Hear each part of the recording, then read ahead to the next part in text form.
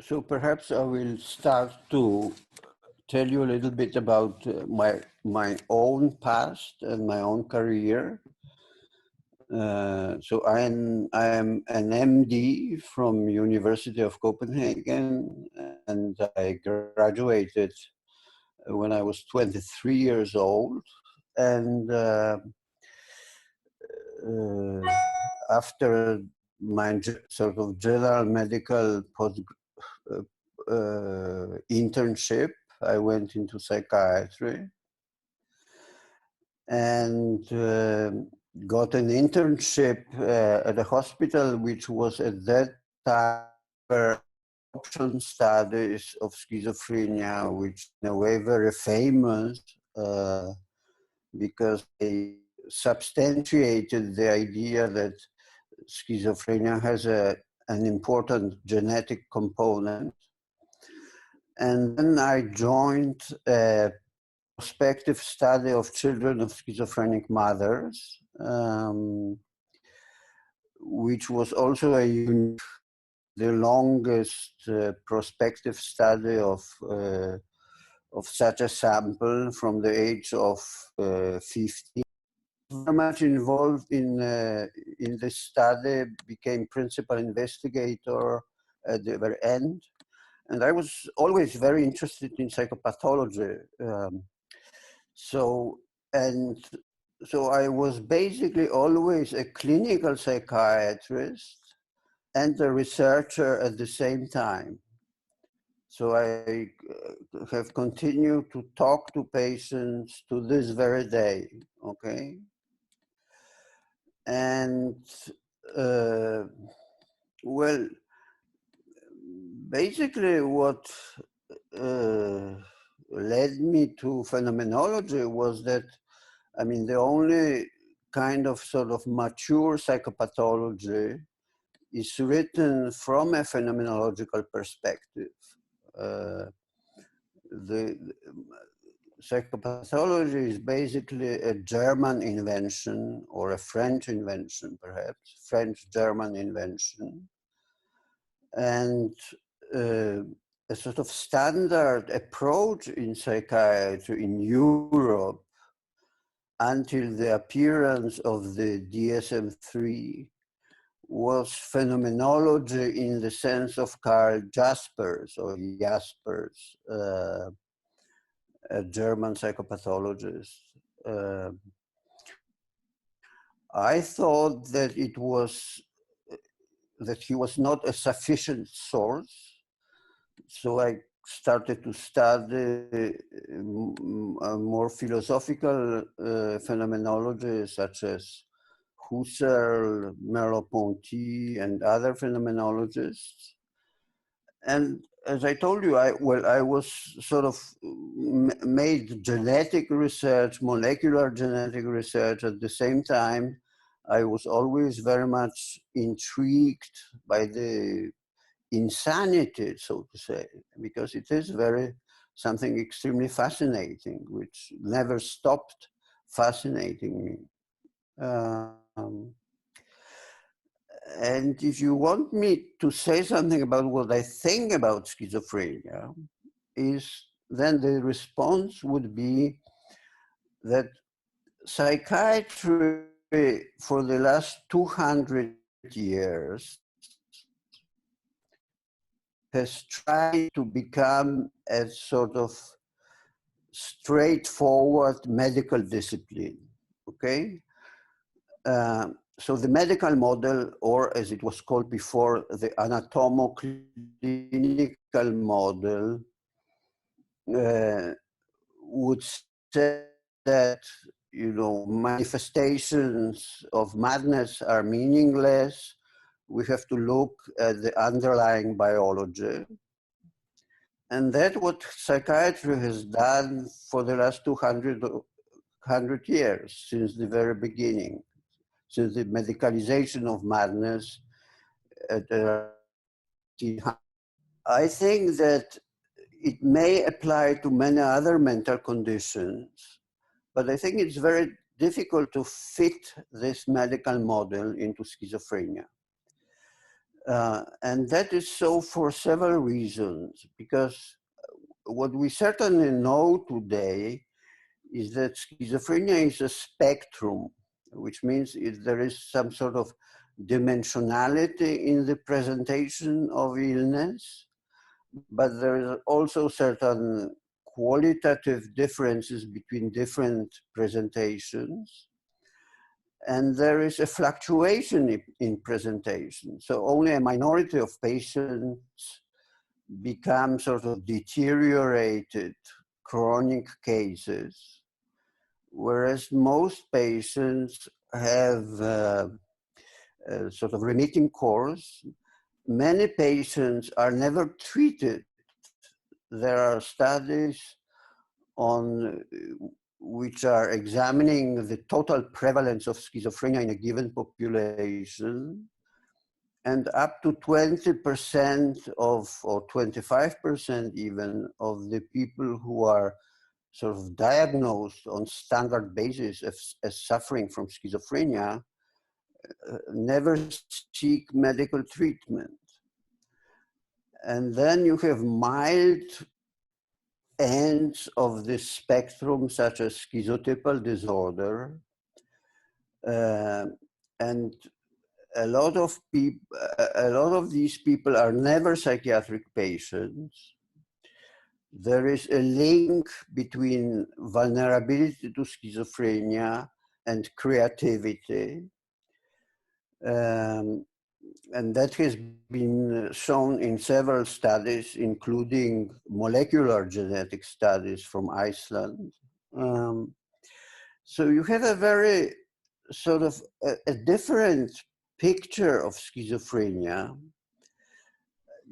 also different in the sense of classification, because what has happened to schizophrenia in the contemporary classification is that what is emphasized are chronic psychotic symptoms such as hallucinations and delusions, whereas the sort of core features of schizophrenia, such as distortion of the subjective life, the disorders of expressivity, they are completely neglected because they require experience, training, knowledge, so they are not liable to simple, reliable diagnostic, okay? So the reliability was the prime purpose of the whole DSM-3 plus project. As you perhaps know, that it was hoped that DSM-4 would be based on the knowledge of etiology and biological substrates. That never materialized. We have now DSM-5, which consists of almost 400 entities, which are all descriptively defined. So you can imagine the degree of overlap and so-called comorbidity. So it is a sick, basically it is a sick classificatory system, sick in the scientific sense at least, but also in a pragmatic sense. It is also fueled very much by the American system of insurance companies requiring from you to have a diagnosis in order to get reimbursed for treatment. So you have this proliferation of disorders. For instance, one of the recent proposals is a suicidal behavior disorder. So, you know, it would sound like the only problem for these people is that they try to commit suicide, you know, otherwise they are very fine. So it's sort of ridiculous. It approaches a level of something very grotesque. I think it's very, well, what has happened, as you probably know, that NIMH has embarked on this so-called RDoC project, research domain criteria, because of the assumption that entire classification is totally corrupt and leads us nowhere, which is also an exaggeration. And the RDoC is also based on a very primitive reductive thinking. So I don't think there is much future there either. So I think that it is necessary to rethink what schizophrenia is. And it is necessary to rethink the classification system which we have. Perhaps we need to have one classification system for research and another classification system for practical use by GPs, insurance companies, and stuff like that. At the moment, it is all, confused into one. So this is a sort of basic statement which I can make about schizophrenia. Okay. No, that's great, and that gives a really good overview, and I think a lot for us to explore through the rest of the conversation. But that frames it all really nicely. If I can ask some questions back to that, Okay. start getting back to that nature of schizophrenia. So we're talking about a core as contrasted with more fluctuating symptoms. Mm-hmm. Do these co-vary tightly? So as you have more of that that core, or perhaps you could just clearly distinguish again the core from the symptoms, and maybe talk a little bit about their relationship. Okay. So, well, one way of answering your question would be, you have perhaps heard an expression of precox feeling. Have you heard about it? Only through your work. Yeah, okay. So it was coined by a Dutch psychiatrist who said that every experienced psychiatrist can see whether a delusion is a schizophrenic delusion or a hallucination is a schizophrenic hallucination. And he then sort of continued to say that, of course, it is scientific absurdity to say that you make schizophrenia diagnosis on the basis of detecting a schizophrenic delusion without being able to say how it is schizophrenic independently of being schizophrenic. But then he concluded, but everybody experienced knows what I mean. And if you look at those flamboyant symptoms, such as delusions, let's take delusions as an example. But you can take many other phenomena, such as influence phenomena, hallucinations. They also overlap each other. You can have voices which influence the patient and are linked to some delusional system. So the partitioning of symptomatology is not so easy as it is portrayed in the sort of standard textbooks. But when you take delusions or hallucinations, you can sort of trace the specificity of those phenomena to the core disorder. Okay, so let us take, for instance, delusion. What is characteristic of a schizophrenic delusion is that it is very frequent that the patient lives in a sort of double ontological attitude. That on the one hand, he lives in our shared social reality. At the same time, he lives in a sort of delusional world where the normal axioms of everyday life, of natural law, do not apply any longer, and there is no sort of contradiction for the patient. So in fact, from the outside, you would consider that the patient lives in two realities. In fact, from his sort of personal point of view, these two are very much sort of linked, coexist together without any contradiction for him. And you can trace this kind of delusional, this primary delusional experience to some sort of event within the selfhood of the patient, okay? So in a certain sense, you can say that the core disorder of schizophrenia sort of manifests itself in a fractal way in these gross flamboyant symptoms, you know. If you look at them very closely, then you will discover features of those symptoms which lead you to the core, to the essential core disorder of the. I don't know whether it's clear enough. I can give you another example. Yeah, I sure. just got a letter from a patient, an email from a patient who asked me once where she could find something about thinking, on the nature of thought, okay?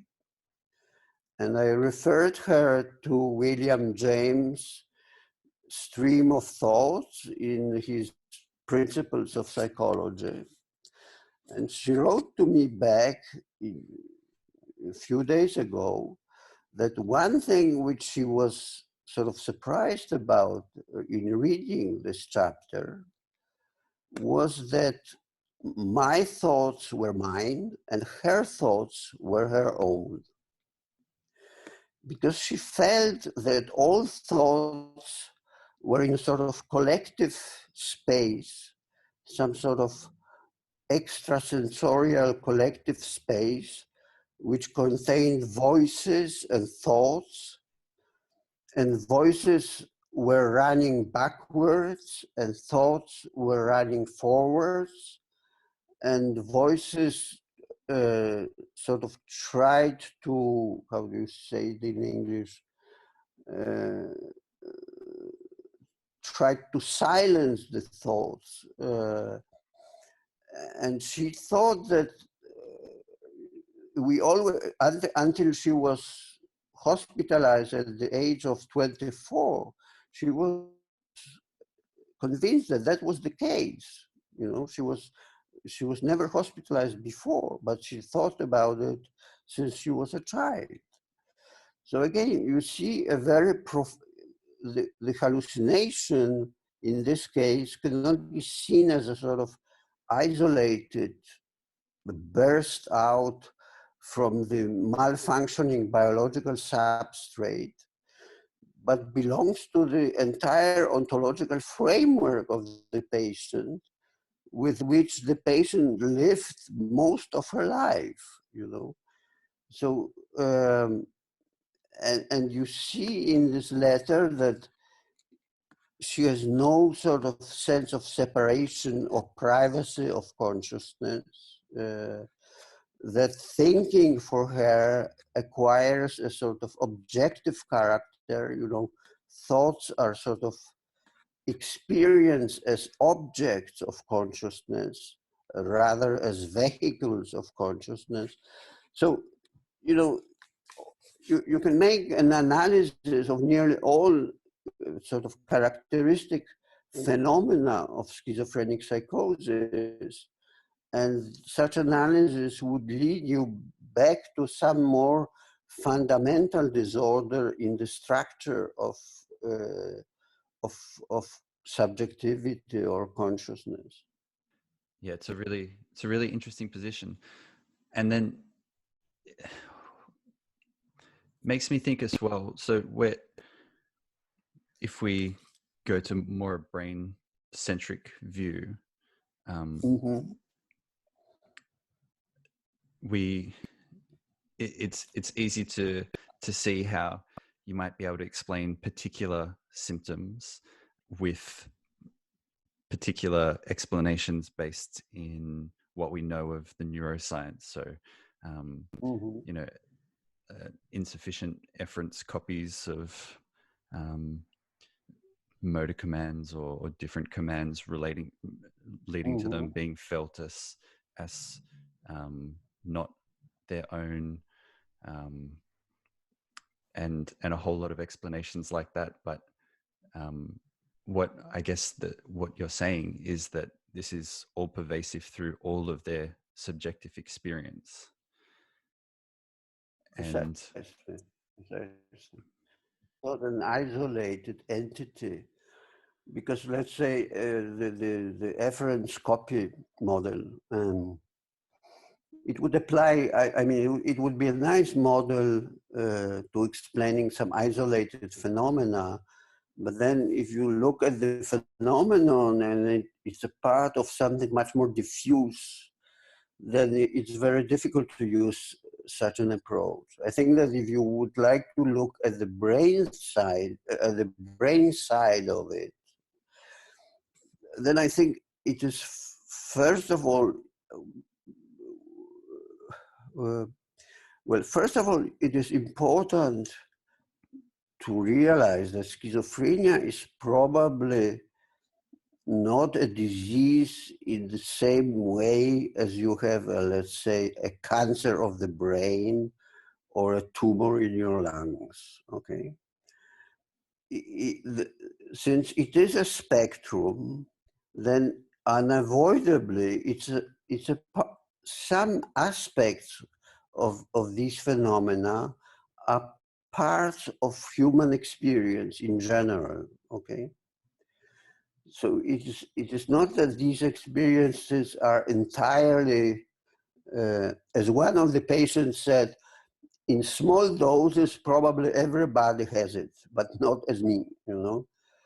So, so you have to have a model which is, first of all, much more distributed, uh, um, and perhaps which is much more linked to some sort of spatial-temporal coherence in the brain activity rather than some sort of cognitivist modular approach that this particular module of comparator or whatever you call it does not function. I think you should look after some more general correlates of brain functioning.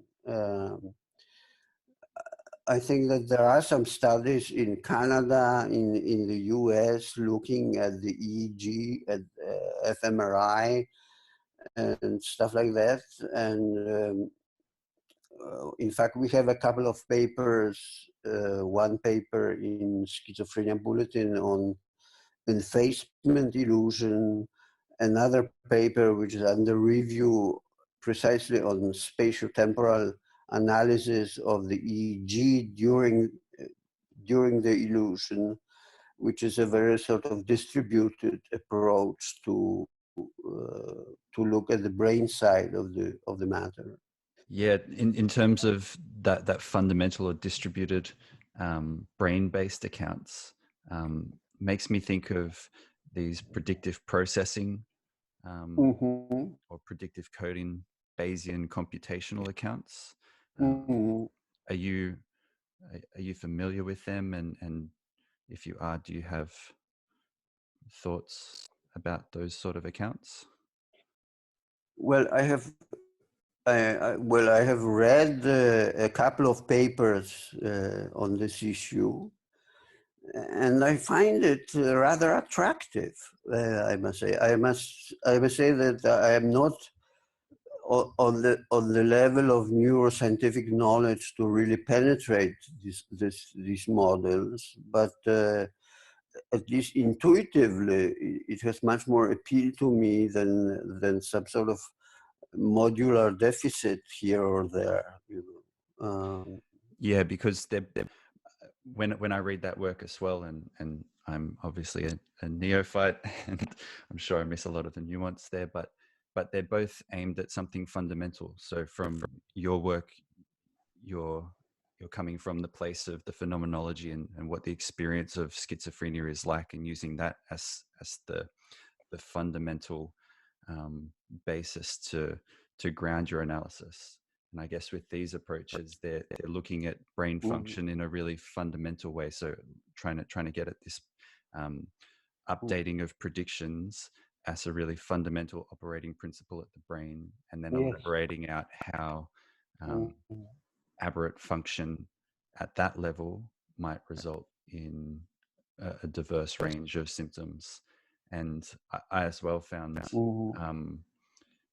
definitely compatibility, if not resonance, between a phenomenological approach and these predictive processing approaches, Yeah. which is quite remarkable given you could hardly come from different ends of the spectrum, one really Yes. mathematical and theoretical, and another grounded in subjective experience. Well, you know, one of the problems of psychiatry, which is very apropos what you are saying, that it is surprising that these two approaches may be sort of compatible. You know, one of the problems of psychiatry is that, you know, I'm not bragging now, but I will tell you that there are only few academic psychiatrists who are familiar with psychiatric patients, you know. Most of academic psychiatrists have read one textbook of psychiatry. They never talk to patients. They believe that what is written in the DSM or ICD is as true as what is in the Bible. And, you know, all clinical work is delegated to social worker or nurses. So the knowledge of the life world of a schizophrenia patient is completely unknown to people who do research in schizophrenia. And this is something which sort of started in the 1990s, 80s, where there became an increasing gap between the academic psychiatry and the clinical psychiatry.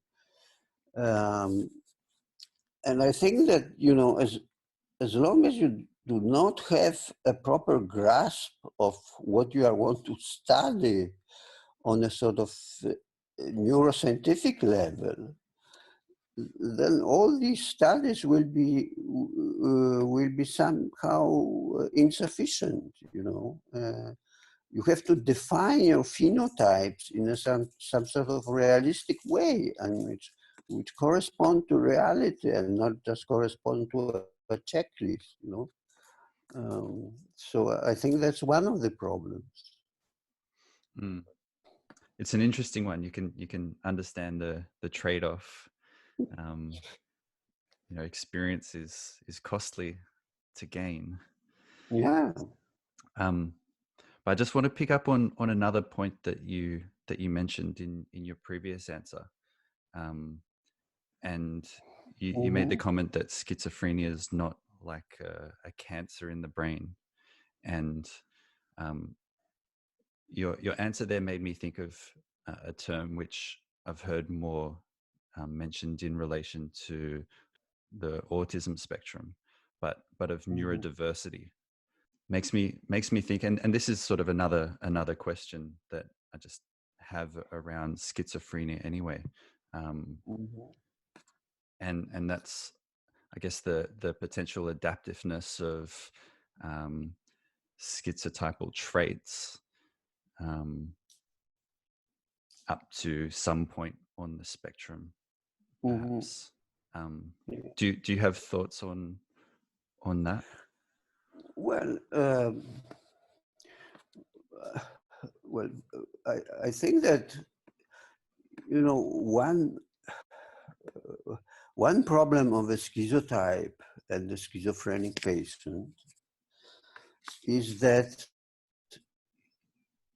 his experience of the world loses its tag of naturalness. and obviousness, okay? So when we take things to be natural, a schizotype would rather take them as being conventional, which means that they could easily be otherwise if we decided so, okay? Mm. Um, and so we can just take this point. And this, of course, facilitates your curiosity about the world, It's because if you don't take the obvious for granted, and basically it's the source of all philosophy. All philosophy is sort of questioning the obvious, okay? Uh, so it is one pathway which may lead a person with some sort of schizotypal organization towards a greater creativity than sort of ordinary people who work in the bank or, I don't know, work in a factory or make business or something like that. And in fact, there are plenty of empirical studies showing that among family members of schizophrenia patients, there are much, the artistic professions are overrepresented, other creative professions are overrepresented. So there is empirically documented link between schizophrenia and, by the way, bipolar illness and creativity. The link in bipolar illness is entirely different because it's linked to the energy level, speed of thinking, and that kind of stuff.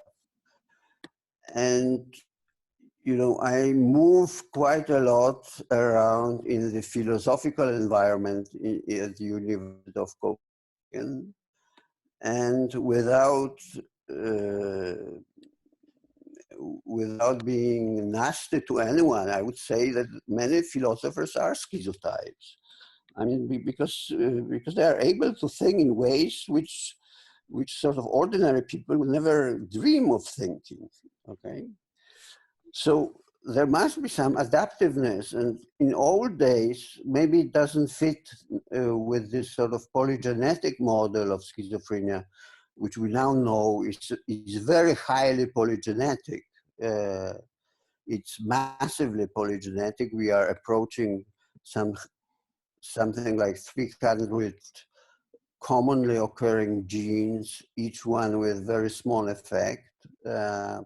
So it's like genetic of divorce, you could compare genetic of divorce and genetics of schizophrenia, and they will be very similar. But so I don't know whether it fits into these genetic models, but in old days, there was always discussion of how can it be that schizophrenia has survived in a sort of phylogenetic way, okay? Because until, let's say, 50 years ago, fertility of patients with schizophrenia was significantly lower than fertility in general. So it must give you must have some other advantage which may compensate for the illness. So that could be one of ways of looking at the persistence of schizophrenia and perhaps even increase in the frequency of schizophrenia. So I am certainly convinced that there is a link, adaptive link, so to say. Yeah, that makes sense. And is that a controversial link between creativity and schizophrenia? Is No, that well accepted? Yeah. I would advise you to look. This database which is called PubMed, which Yes. is, and you look at a paper by me and some colleagues published in Frontiers of Psychiatry, um, which is a study of uh, frequency of schizophrenia among relatives of successful academics compared to background population. And it gives a summary of empirical studies on the issue of creativity and schizophrenia. So you will find all the information you need there. Okay, great. I'll have a look at that. I mean, and it makes sense that if Yeah. if the associations that people's thinking makes in schizophrenia is novel and unusual compared to most people, that's going to be conducive to. I mean, there's a clear overlap there with the concept of creativity. But I'd also heard a prominent Stanford professor, Robert Sapolsky, quite dismissive of this link and said schizophrenia is not the reason why genius artists are the way they are. It's the reason why their careers ended early. No, it's not the only reason. I mean, it would be insane to claim that all geniuses are schizophrenic. Sure, But sure. No, yeah, that's not what I but meant. some are. No, I know. No, but I mean, you can be dismissive on a sort of because of some personal bias, but there are solid studies now. So so there's no reason to be dismissive, at least on empirical grounds.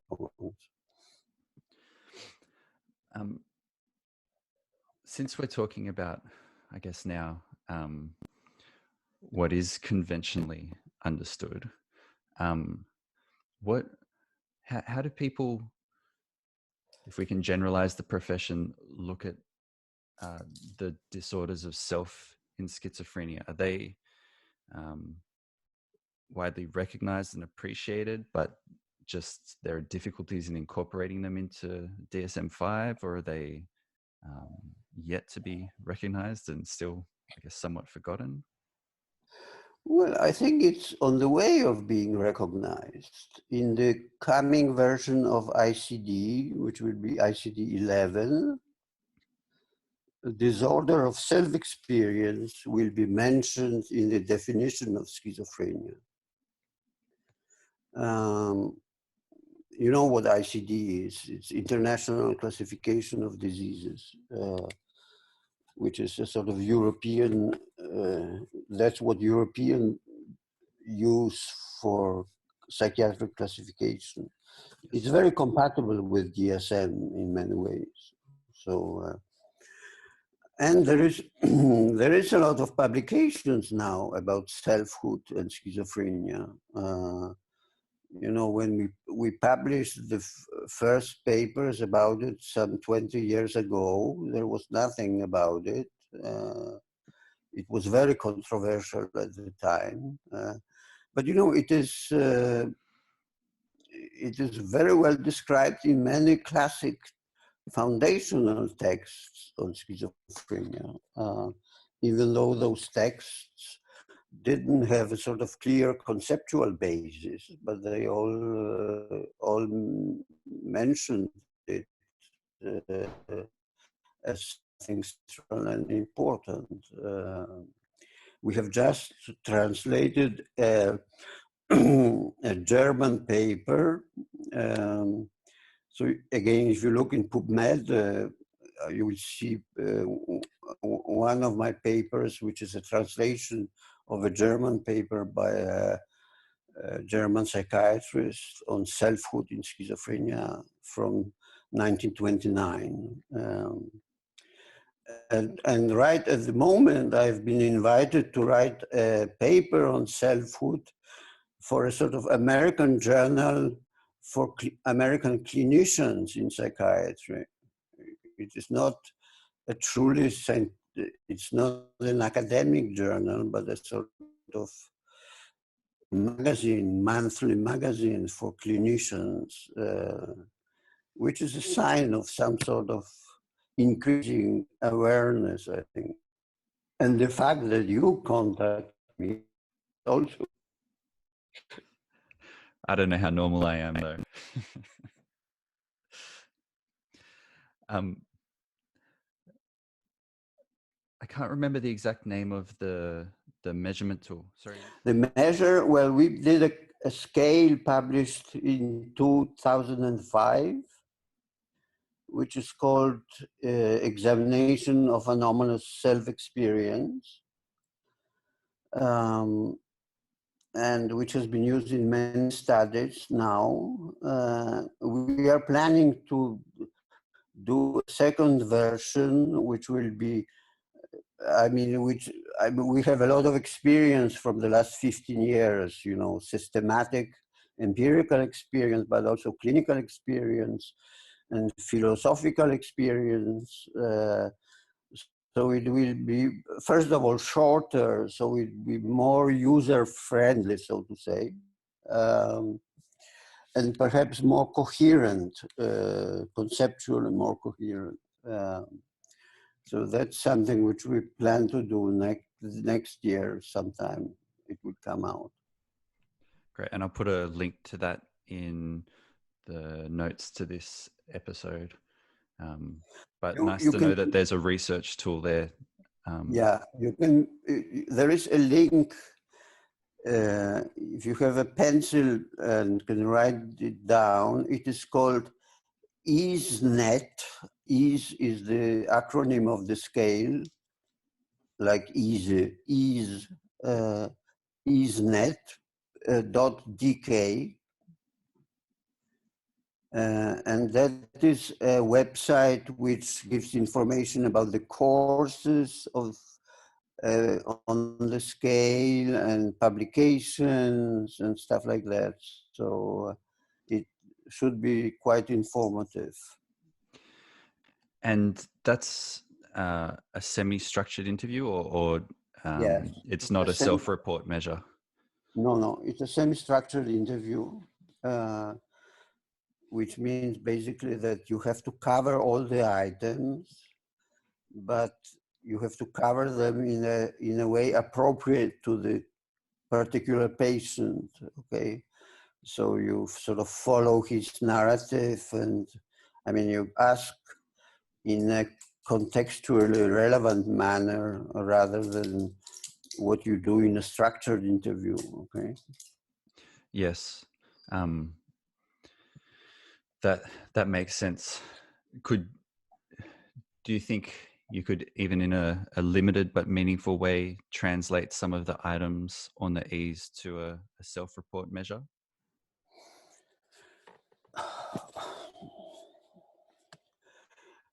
It depends on the purpose of such a measure. Because if the purpose would be to make, let's say, an epidemiological study of 500 people, then I think there is a self-report version which was, I think, created at the University of Hawaii. But at least it would not be helpful in doing, well, in making a sort of diagnostic assessment or in empirical studies involving sort of involving a sort of in-depth description of patients. But if you wish to do a large-scale epidemiological studies, then you can use it because you will have so many subjects that you will have some sort of signal despite all the potential noise in such a self-rating, you know. Yes, yep. Exactly the sort of work that I thought Yeah. that I had in mind. Oh, that's interesting. I'll try to find that version from the University of Hawaii as well. Yeah. So maybe moving on now from just being focused on schizophrenia, I just wanted to ask about some related areas. So as someone that's obviously interested in phenomenology and the self, are you interested in the study of meditation and psychedelics? Have you been keeping an eye on these fields? Well, I have been interested in mystical states, and in fact have written a paper on mysticism, comparing it with schizophrenia. I'm not interested in meditation, mindfulness. I just recently got a paper from a friend on phenomenology and mindfulness, which I intend to read this weekend. But no, it's not something which I have been close to in any way. No. Right. Okay. Yeah, I guess I only asked because particularly with the psychedelics, there seem to be, I mean, almost experimentally inducible profound Yes. alterations in self, and then the Yeah. ability to map them in the brain, Mm. um, which I guess you do see occasionally. Very, it's almost rare in the meditation research, but occasionally those sort of reports pop up in the literature. Anyway, Mm-hmm. this. So I want to come to the topic of classification again now, and you touched on it earlier, but there's obvious problems with the current DSM-5 and DSM-4 type classification system, and we seem to be moving towards a dimensional approach with RDoC and other similar type systems. But you don't seem particularly hopeful about progress that will come from this. Could you perhaps explain a little more why you're not hopeful in this, and I guess suggest what you see as a way forward? I think that uh, one problem, as I already told you, is this divorce between the academic psychiatry and the clinical psychiatry. So there are studies, for instance, Danish studies, showing that clinicians, at least in Denmark, psychiatric clinicians, would be basically satisfied by having 25 categories or something like that. Okay. So we don't, and I don't think we need 400 categories.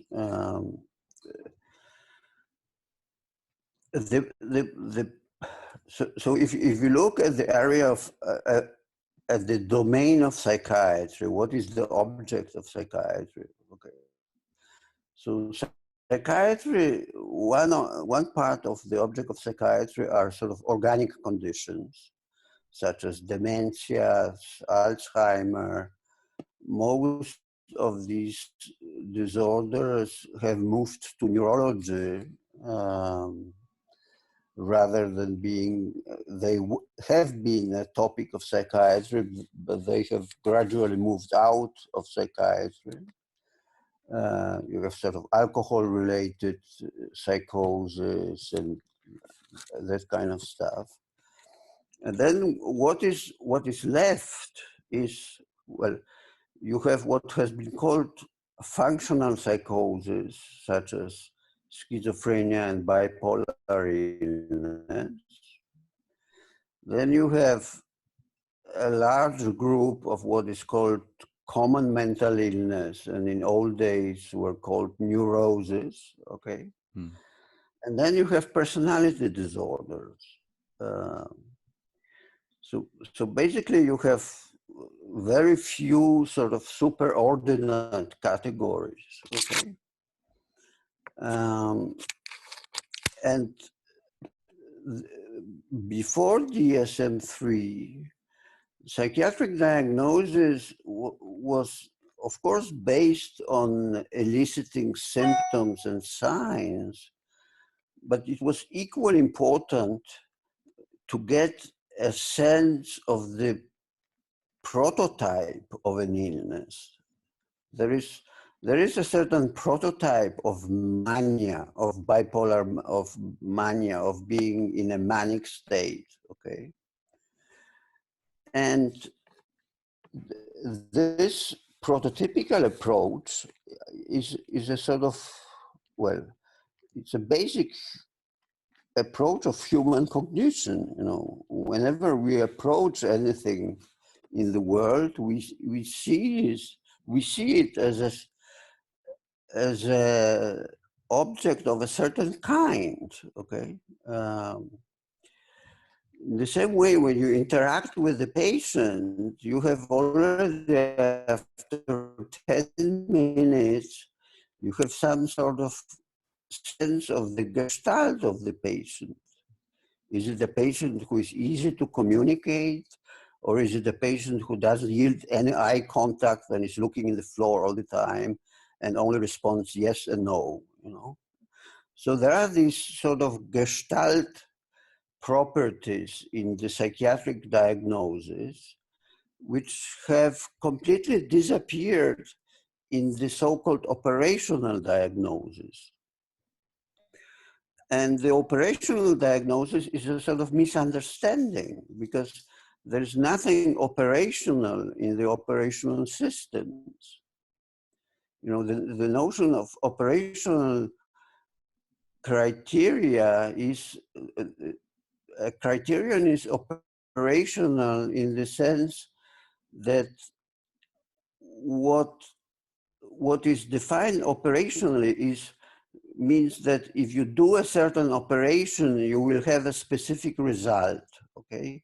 So you can, for instance, compare two minerals with each other, and one will be harder than another one, and you can define harder by specifying that if you make a scratch on the one of them, but not on the other one, then the other one is harder than number one, okay? This is the meaning of operationalism as it was introduced by the high pressure physicist Bridgman. None of psychiatric definitions is operational. They are sort of commonsensical descriptions which are open to semantic drift, to misinterpretation, to locally different interpretations, historical changes, and so forth. And basically all these symptoms and signs presuppose a background knowledge of the prototype from which they emerge, so to say, as single features, okay? So that's what happened to psychiatric classification, is that it became increasingly atomized. So we now have these 400 categories, and a proposal of suicidal behavior disorder. Hoarding disorder has become an independent diagnosis. So it is a dead end. There is no, I think that there is no discussion about it among sort of top scientists in psychiatry. The other problem with these approaches is that it leads to a sort of diagnostic chaos, because a single patient gets 6 different psychiatric diagnoses. It doesn't have any meaning. I mean, nobody can understand what does it mean exactly. Are there 6 brain diseases at the same time, or what does it supposed to mean? Then you say about dimensional approaches. Dimensional approaches originate in psychology, and basically in normal psychology or psychology of personality. But dimensions are dimensions of concepts. So you cannot get rid of categories. I mean, sometimes dimensional approaches are proposed as sort of, quick fix to the category problem. But they are not, there is no quick fix because dimensions are dimensions of concepts and concepts are categories. So ignorance leads nowhere, So the dimensional approach does not sort of dispense psychiatry from not thinking at all. So this is one aspect of this dimensional approach. Another one is that from a clinical point of view, clinicians like categories.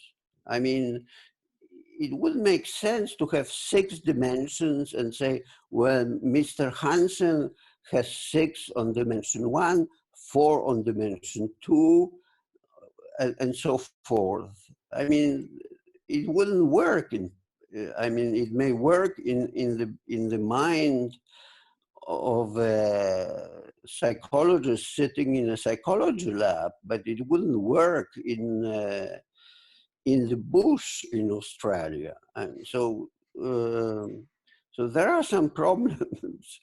And then there is additional problem with the whole RDoC proposal, is that it starts with a sort of, with metaphysical assumptions, which are completely unjustified so far. So, it's like you launch a dogmatic project, which I think is very anti-scientific. It is basically anti-scientific because the DSM system has been criticized for monopolizing research, for preventing other ways of doing research, for preventing scientists to think creatively. But the RDoC does the same. So you cannot get a grant if you are not in accordance with RDoC. So what if RDoC is wrong, and in 50 years from now, we'll decide that we have to dispose of RDoC, I mean, there is something very peculiar about it. Mm. And I guess you're not hopeful about a single solution No. to the problem, and that we might need to have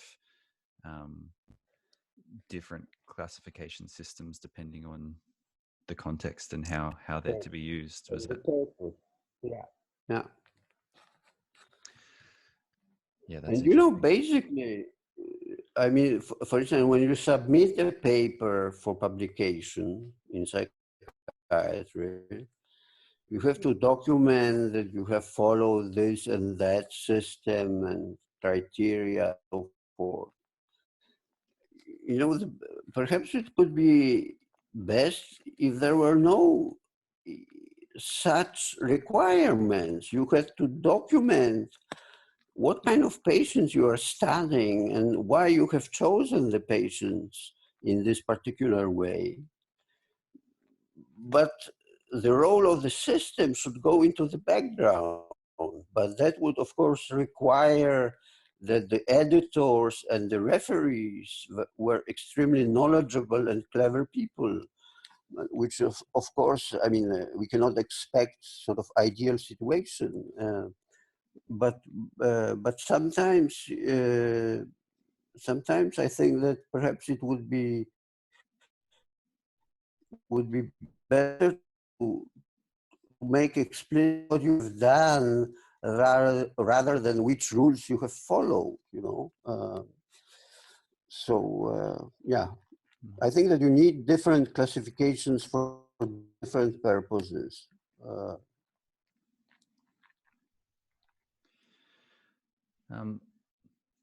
For students that may not have the option yet of getting any clinical experience. Is there any alternative that you may suggest? Any ways to try to get up some of that learning curve other than spending time with psychiatric populations? Well, I mean, there are several interesting books.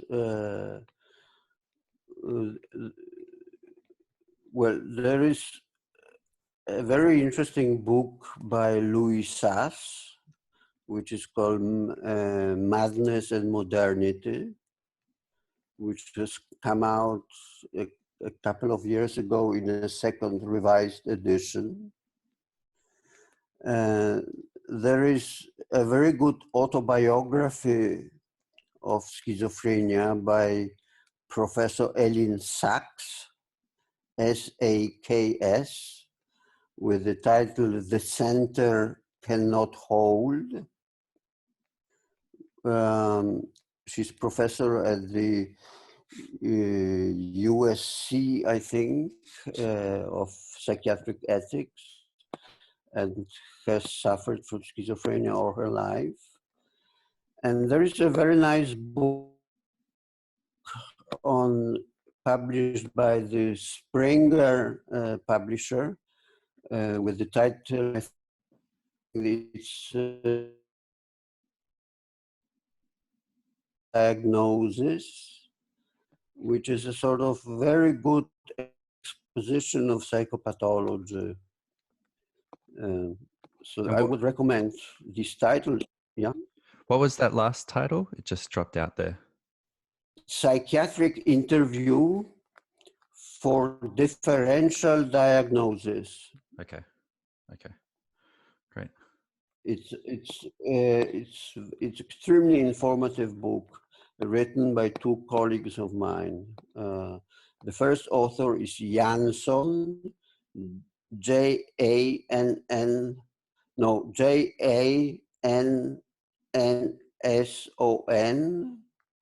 and the second author is Norgo. It will be too difficult to spell it for you. But the title should suffice, and it's published by Springer. I'll find it. Yeah. Otherwise, you write me a mail and I'll send you the reference. Sure. I have just one last question, which I was listening to a lecture you gave, and you mentioned some understandings or knowledge that were present in European psychiatry, but seem to have fallen away from the modern contemporary understanding, perhaps just due to a language barrier. Were you referring to a phenomenological grounding and the importance of phenomenology, or are there other things that you think that European psychiatry has to offer and that's not fully appreciated? Well, I think that all European psychiatry has been in some degree phenomenological, okay? So psychiatry in Europe has been phenomenological before it became dominated by American psychiatry from the creation of DSM-3. But I would say that there is a revival of phenomenology in psychiatry in Europe. There has been just published a handbook of phenomenological psychopathology by Oxford University Press, which is a very, very immense work with many, many authors on many, many subjects. It is very expensive to buy, but probably one can buy some chapters online or something like that. There is also another very nice publication done by Maudsley Hospital, which is called Maudsley Reader in Phenomenological Psychiatry, which is a collection and translation of sort of many classic European, German, and French texts in phenomenological psychopathology into English. So these are very useful publications. Okay, great. Okay. Well, thank you so much for your time, Professor Parnas. Really It was a appreciate it. pleasure.